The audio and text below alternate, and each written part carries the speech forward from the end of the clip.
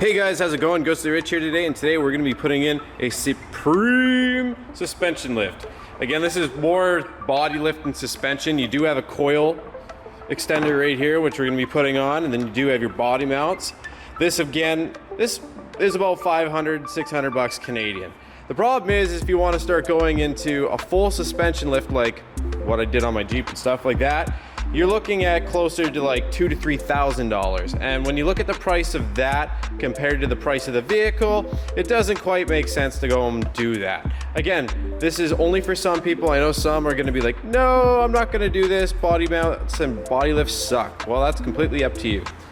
So this is our handy dandy 96 Geo tracker. So this is what it's gonna look like stock. So wait until you see what it's gonna look like once we're done.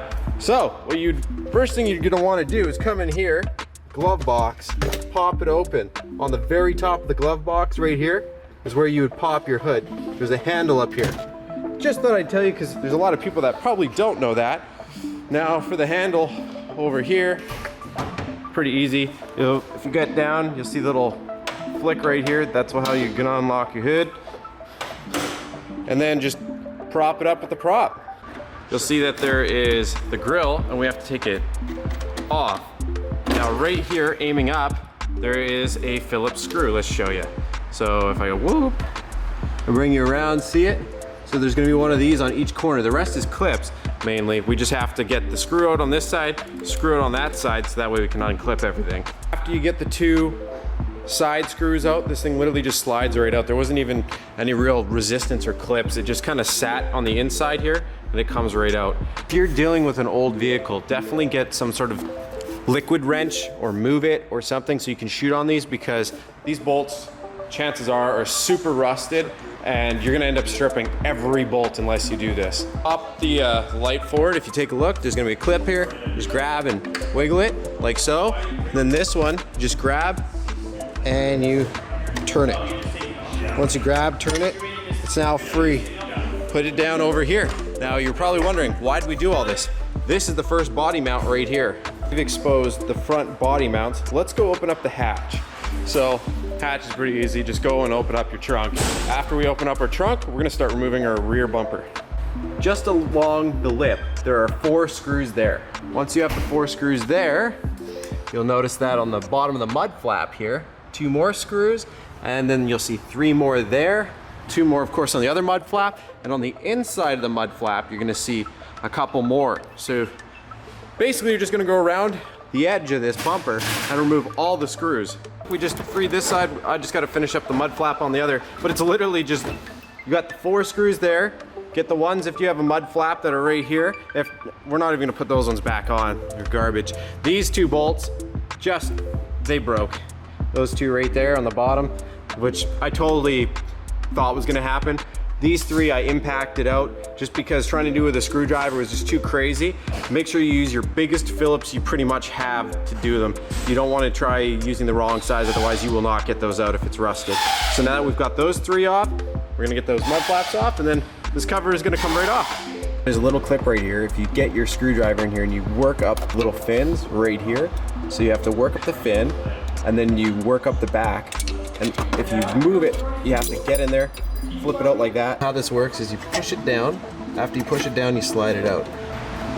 Next, you're gonna wanna locate all the body mounts. There's one right where the headlight was.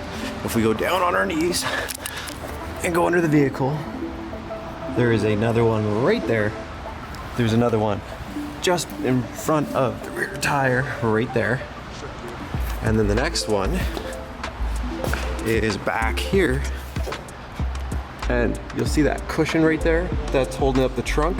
So we have to go in from the bottom. So if I were you, try and get your nozzle just in between that pancake right there, shooting some move or liquid wrench, and then right from the bottom, shoot some more lube. Literally just tons of move it, spray it, so it's like pretty much dripping off. And after you've done that, grab a 14 mil and remove off the 4 around here. And then 14 also does the 2 in the front, and then I'll have to check the 2 in the rear, but they're probably 14 as well. 1, 2, 3. Those 3 are the exact same, super easy to get out. They're actually kind of looser than the rest. The 2 front ones are challenging only because you are gonna have to do them by ratchet. If you try to get in here with an impact, you might be able to do it with a swivel socket, but you can get them off and they come up from the top. Now let's go grab our parts so we can kind of take a look and see what we're gonna be up against. You're gonna see your 2 bolts, some washers, some spring washers. This is for the front. You're gonna see it goes bolt, spring washer, washer, and then you've got the body mount piece sort of like this. And after you have that, you would have the body, this piece, and then next would be the existing body washer, which is just like those little pancake ones, which I'm sure you remember. And then, so that's just for the front. So these 2 hardware is for the front. Now I have to take a look. I believe there's supposed to be a new washer with this, but you have this stud, which goes through this existing bushing. And after you have that, then you have the other pancake body bushing, which we already know is there. This one onto that stud, which is exposed right now. So pretty easy. So what we're gonna actually do is we're gonna try probably jacking up one side of the vehicle, and then we'll jack up the other side and put it on a stand and basically just keep going a little bit higher and higher on our jack stands. Now the reason why you do this slow is 1, you're gonna look for anything, do a full walk around the vehicle and look for anything that's binding up. Because the last thing you wanna do is bind up and break wiring harness or anything. What we're gonna do is slowly jack up on this one location here. So that way we can get this to start lifting and see how it sits as we go. And we're gonna listen for certain things like the popping noise of the post coming out and stuff like that. And then as we lift, like I said, you're gonna look for anything that's causing resistance. So if you're looking up like so, you're gonna take your rubber, your new one, put that up there like so. And then I'm gonna have to get my hand out of the way. But then you're gonna put that rubber so it's facing down and in there like that. So that way when it comes back down, this will also hold this spacer on, but when it comes back down, it's gonna sandwich in between. So just like this, that, then that, the 2 down there, and then right here, it goes puck, and right here, and then we'll slowly just slip the bolt in, so that way it just holds this assembly together as you go down. Doing these, make sure you put your plastic bushing washer back in, and then it goes the actual bushing, like I said, your flat washer, your spring washer, and it goes like that. Now the ones for over there, you won't have these.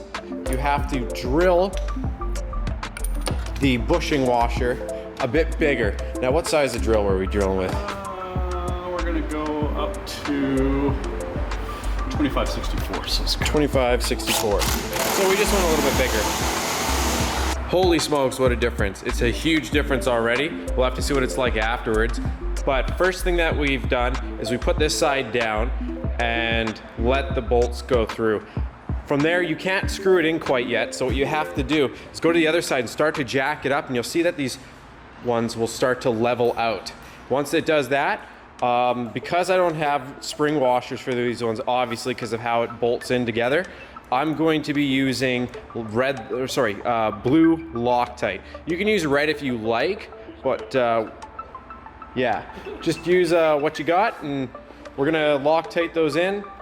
So just loosely put them in, or you can torque them down if you want to, but for right now, just at least get them started. If you look back there was one clip that was binding up. It goes to that wiring harness right there. So I cut the clip so it's not over there anymore, and it frees up the whole back end. If you look right here, there's these little plastic bushings. They're either left on the screw or they're right here. We're just grabbing them and ripping them out because it's so much better and easier just to do that. So now that we've got this on both sides, we're gonna start to line up the body. Back end's done now. Next thing we're gonna do is come up here to the front. We're gonna finish lining these up, and just this will be the fun part. We found the fronts to be the most fun, so we're doing those last. After you go ahead and get those rear ones in, all you do is you put your screwdriver in and grab the body and yank it until you get it all lined up. Once you do, you can use a screwdriver to kind of throw it in the hole and get it lined up like so. After it's like that, now we've noticed that the rubber on the bottom, the bushing, is a little too thick. What we're going to do is cut the bushing about halfway just so it sits more and so we can still use our spring wash. When you're doing this, it's basically half of it. Be very careful with your fingers. But once you get it started, you should be good. If you're a chef, you should be fine. After you get it though, it does tighten in and you're good to go. So we've got that side lined up. We're gonna line this side up. We're gonna snug all our bolts up. There is no torque spec, so basically we just went until we were confident that that was gonna be enough. With the red Loctite, or if you're using blue, whatever you're using, we ended up using red because we just said screw it. With the red Loctite, after it sets, it's gonna be very strong grip anyway. So if you snug these up nice and tight, you should be fine. Don't go He-Man. That's the basic rule to everything. You go He-Man and you're gonna strip stuff. One thing you're gonna wanna know is, now that you've done your body lift, you have to know that this is gonna actually be bigger for your bumper cover. So it is gonna extend it a little bit. You might wanna do something custom later. But for right now, what we did is we cut off these metal brackets on the bottom, so that way it's way less tension on the bottom.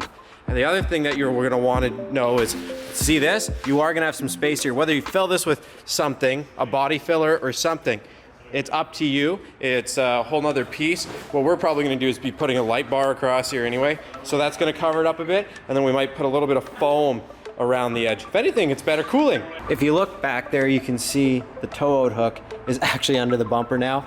We just decided to push it up to the top, sit up to the top, and not even bother with the bottom ones. I mean, if you want to, go ahead and self-tap some new screws on there on the mount, but don't use the actual screw holes. The screw holes are down here. Once you do that, the only part that looks kind of awful is right here. What you can always do though is if you take off this mounting hardware, you could always just take a couple black screws and screw it in if you're not going to be replacing the bumper. If you go to drive your tracker afterwards and it's stuck in four-wheel drive, if you take a look at your shifter, you're going to notice it's quite a bit lower. And it's going to be stuck in it because of us lifting the body. So what we're going to have to do is make an adjustment for that. Right on the side here, Phillips.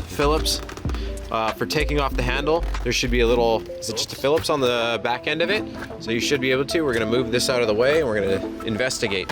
In total, you have 8 all the way around this piece. There was a big metal plate, or well, a half smile basically. And what it was is it looked like this, and that was actually blocking it from shifting into four-wheel. So we're gonna just lose the plate because screw it, and then we're gonna try and put the boot and stuff back on and see if that fixes our issue. We might have to extend it, but that plate definitely fixed it. We can now put it back and put it into two-wheel drive again. So is this a plate blocking it? Yeah, there's just a little plate. So next thing we're gonna do is we're gonna put the plastic in, see if it extends to work. But the thing is, the stock position is so low. So there's 2 ways you can do this. You can either buy the extension collar, try and thread it and make it all work, or the other way of doing it is self-tapping a screw in. Right now, we're undecided, so we're not doing anything yet.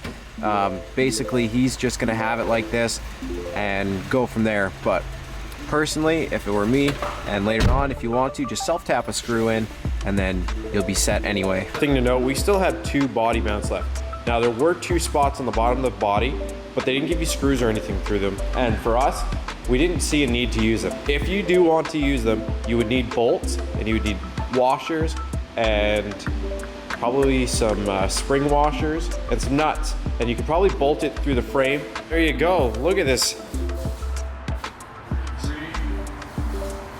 It's looking good so far. So next thing we're gonna do is the coil spacers. We're actually gonna put those on another video here. So it's just to keep the videos shorter. So if you're only doing the body lift, this is all you gotta do.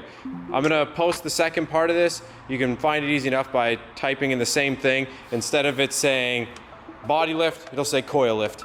Anyways, thanks again for watching. Press like if it helped you out. Subscribe for more. Pretty much straightforward for putting this stuff back together. That's why I'm not gonna show that. Just watch this video in reverse. All right, thanks so much for watching. Have a great day.